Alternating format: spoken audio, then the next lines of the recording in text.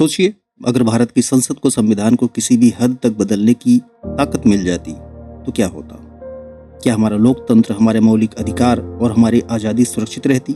1973 में एक अकेले साधु केशवानंद भारती ने सरकार की इसी असीमित शक्ति को चुनौती दी। यह सिर्फ एक जमीन का विवाद नहीं था, यह भारत के भविष्य की लड़ाई थी और इस लड़ाई ने जन्म दिया भारतीय संविधान के सबसे बड़े रक्षक को, मूल ढांचे के सिद्धांत को, basic structure of the constitution. 1970 का दशक भारत में राजनीतिक उथल पुथल का दौर था। एक तरफ सरकार थी जो कहती थी कि उसे देश के विकास के लिए संविधान में संशोधन करने का पूरा अधिकार है। दूसरी तरफ थी न्यायपालिका जो नागरिकों के मौलिक अधिकारों की रक्षा करना चाहती थी। इस टकराव के बीच एक ऐसा मामला सामने आया जिसने सब कुछ बदल दिया। एक ऐसा मामला जिसकी सुनवाई सुप्रीम कोर्ट की अब तक की सबसे बड़ी 13 जजों की बेंच ने 68 दिनों तक की। तो चलिए हम आपको ले चलते हैं केशवानंद भारती केस की उस ऐतिहासिक यात्रा पर जिसने संविधान के मूल ढांचे का सिद्धांत दिया और भारतीय लोकतंत्र को एक नई दिशा दी। भारत के संवैधानिक इतिहास में अगर किसी एक मुकदमे ने प्रणाली की दिशा तय की तो वह है केशवानंद भारती बनाम केरल राज्य मामला 1973। यह वही मुकदमा है जहां सर्वोच्च न्यायालय ने पहली बार कहा संसद संविधान में संशोधन कर सकती है, लेकिन वह संविधान के मूल ढांचे को तोड़ नहीं सकती। यही मूल ढांचा सिद्धांत तब से भारतीय लोकतंत्र की सुरक्षा कवच बना हुआ है। एक साधु, एक मठ और एक युगांतकारी प्रश्न। कहानी शुरू होती है केरल के कासरगोड जिले के एडनीर मठ से, जिसके प्रमुख थे स्वामी केशवानंद भारती। केरल सरकार के भूमि सुधार कानूनों और बाद के संशोधनों से मठ की जमीन के अधिग्रहण का खतरा उत्पन्न हो गया था। संपत्ति और धार्मिक स्वायत्तता के अधिकारों को संकट में देखते हुए स्वामी जी ने सर्वोच्च न्यायालय की शरण ली। देखते ही देखते यह मामला एक साधु की जमीन तक सीमित नहीं रहा, बल्कि यह बन गया भारत में संविधान, संसद, न्यायपालिका के बीच शक्ति संतुलन का निर्णायक संघर्ष। संशोधन शक्ति बनाम मौलिक अधिकार। स्वतंत्रता के बाद से ही एक मूलभूत खींचतान चलती रही। क्या संसद को संविधान में कोई भी परिवर्तन करने का असीम अधिकार है या कुछ सीमाएं हैं? 1950 के दशक से 1960 के दशक तक कई मुकदमों और संशोधनों ने परिदृश्य तैयार किया, जिनका चरम 1967 के गोलकनाथ मामले में दिखा। इस ऐतिहासिक मामले की जड़ें 1951 से ही शुरू हो गई थी, जब से संसद की संविधान संशोधन की शक्तियों और नागरिकों के मौलिक अधिकारों, विशेषकर संपत्ति के अधिकार के बीच टकराव चल रहा था। गोलकनाथ केस 1967। इस मामले में सुप्रीम कोर्ट ने फैसला दिया था कि संसद के पास मौलिक अधिकारों में संशोधन करने की शक्ति नहीं है। इस फैसले ने संसद की शक्तियों पर एक बड़ी रोक लगा दी थी। इसके बाद सरकार की प्रतिक्रिया आती है। इंदिरा गांधी की सरकार ने गोलकनाथ फैसले को पलटने और संसद की सर्वोच्चता स्थापित करने के लिए कई बड़े कदम उठाए। उन्होंने संविधान में कई महत्वपूर्ण संशोधन किए। सर्वप्रथम 24वां संशोधन 1971 में लेकर के आती है। इसके जवाब में केंद्र सरकार, इसमें क्या प्रावधान किया इन्होंने कि संसद को अनुच्छेद 368 के तहत मौलिक अधिकारों सहित संविधान के किसी भी हिस्से में संशोधन करने की पूर्ण शक्ति दे दी। फिर लेकर के आते हैं 25वां संशोधन 1971 में ही। इसने संपत्ति के अधिकार को सीमित कर दिया और यह प्रावधान जोड़ा कि यदि कोई कानून निदेशक सिद्धांतों, directive principle of state policy के खासकर अनुच्छेद 39B और C को लागू करने के लिए बनाया गया है तो उसे इस आधार पर चुनौती नहीं दी जा सकती कि वह अनुच्छेद 14, 19 या 31 का उल्लंघन करता है। कहने का तात्पर्य यह है कि इस संशोधन के द्वारा 25वें संवैधानिक संशोधन 1971 के द्वारा मूल अधिकार पर पूरी तरह से वरीयता प्रदान कर दी गई नीति निदेशक तत्व को। उसके बाद आता है 29वां संविधान संशोधन 1972 में। केरल के 2 भूमि सुधार कानूनों को 9वीं अनुसूची में रखकर न्यायिक समीक्षा से बचाने का प्रयास किया गया। यहीं से मूल प्रश्न उभरा, क्या संसद कुछ भी बदल सकती है, यहाँ तक कि संविधान की बुनियादी पहचान भी? मुख्य विवाद का जन्म केरल के कासरगोड जिले में स्थित एडनीर मठ के प्रमुख स्वामी केशवानंद भारती थे। केरल सरकार के भूमि सुधार कानूनों के कारण मठ को अपनी कुछ जमीन सरकार को सौंपनी पड़ रही थी। केशवानंद भारती ने इन कानूनों को सुप्रीम कोर्ट में चुनौती दी। उनकी याचिका ने न केवल केरल के कानूनों को बल्कि ऊपर बताए गए 24वें, 25वें और 29वें संशोधनों को भी चुनौती दी। अब यह मामला सिर्फ जमीन का नहीं रह गया था, बल्कि यह एक मौलिक संवैधानिक प्रश्न बन गया। क्या संसद की संविधान संशोधन की शक्ति असीमित है? मूल प्रश्न यही था। याचिका और मुद्दे देखते हैं तो जमीन से ज्यादा संविधान की आत्मा। स्वामी केशवानंद भारती ने अनुच्छेद 32 के तहत रिट याचिका दायर की। प्रारंभिक विवाद भूमि सुधार कानूनों से जुड़ा था, मगर जल्द ही यह व्यापक संवैधानिक सवालों का मुकदमा बन गया। संसद की संशोधन शक्ति की सीमा क्या है? क्या 9वीं अनुसूची में डालकर सरकार कानूनों को न्यायिक समीक्षा से पूरी तरह बचा सकती है? क्या मौलिक अधिकार संविधान की आत्मा का हिस्सा है अथवा नहीं? इस केस में कानूनी दिग्गजों का महामुकाबला भी देखने को मिलता है। दलीलों का सार जो था, इस मुकदमे में दंत कथात्मक दर्जा दिलाने में बार के दिग्गजों की भूमिका निर्णायक रही। याचिकाकर्ता की ओर से नानी पालकीवाला ने दलील दी कि संशोधन शक्ति सुधार तक सीमित है, वह संविधान की पहचान नहीं मिटा सकता। संविधान एक जीवित दस्तावेज है, जीवंत दस्तावेज है, जिसकी कुछ बुनियादी विशेषताएं लोकतंत्र, न्यायिक समीक्षा, विधि का शासन अखंड है। दूसरी तरफ सरकार की ओर से HM सिरोही, प्रसिद्ध वकील और अटॉर्नी जनरल नीरज डे ने तर्क दिया कि संसद जनता की संप्रभुता का प्रतिनिधित्व करती है। सामाजिक आर्थिक परिवर्तन के लिए उसकी शक्ति पर न्यूनतम बाधाएं होनी चाहिए, अन्यथा कल्याणकारी नीतियां अदालतों में अटक जाएंगी।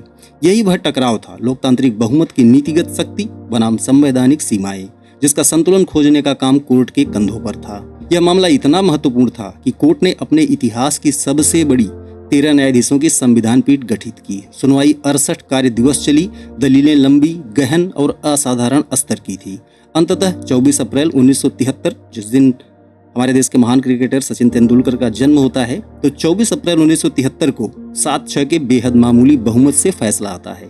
बेंच का नेतृत्व तत्कालीन मुख्य न्यायाधीश CJI SM सीकरी ने किया। फैसला उनके अवकाश ग्रहण से ठीक पहले सुनाया गया। इतिहास का वह क्षण जिसने संवैधानिक कानून की रेखाएं हमेशा के लिए बदल दी। यह भी अद्वितीय था कि इतने बड़े पीठ में अलग अलग न्यायाधीशों ने मूल ढांचे के तत्वों को अलग भाषा और जोर के साथ व्याख्यायित किया। मतभेद गहरे थे, पर सिद्धांत का जन्म सर्वसम्मति से भी अधिक प्रभावशाली साबित हुआ। अब हम देखते हैं कि पक्ष में कौन था। तो 7 न्यायाधीश वो न्यायाधीश थे जिन्होंने मूल ढांचे के सिद्धांत का समर्थन किया, यानी उन्होंने माना कि संसद के संविधान संशोधन की शक्ति असीमित नहीं है, इस पर निर्बंधन जरूरी है। कौन कौन थे इसमें देखते हैं। तो मुख्य न्यायाधीश SM सीकरी, न्यायमूर्ति JM सेलट, न्यायमूर्ति KS हेगड़े, न्यायमूर्ति AN ग्रोवर, न्यायमूर्ति P जगनमोहन रेड्डी, न्यायमूर्ति AK मुखर्जी, न्यायमूर्ति HR खन्ना। न्यायमूर्ति खन्ना का मत इस फैसले में निर्णायक साबित हुआ। उन्होंने संसद की संशोधन शक्ति को तो स्वीकार किया, लेकिन मूल ढांचे के सिद्धांत को भी मजबूती से स्थापित किया, जिससे बहुमत का संतुलन बना। हालांकि हमारे महान न्यायमूर्तियों द्वारा दिए गए इस डिसीजन की कीमत भी उन्हें चुकानी पड़ी।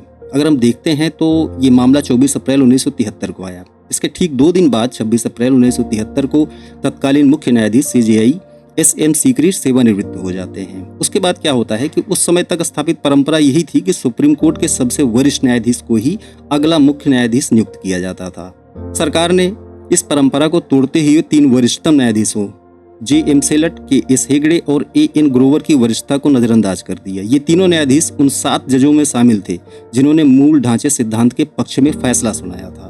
बल्कि इनकी जगह पुरस्कार दिया गया। किसे दिया गया? उनकी जगह उनके कनिष्ठ AN रे को भारत का मुख्य न्यायाधीश नियुक्त किया गया। न्यायमूर्ति रे उन 6 न्यायाधीशों में से थे जिन्होंने सरकार के पक्ष में फैसला दिया था और संसद की असीमित संशोधन शक्ति का समर्थन किया था।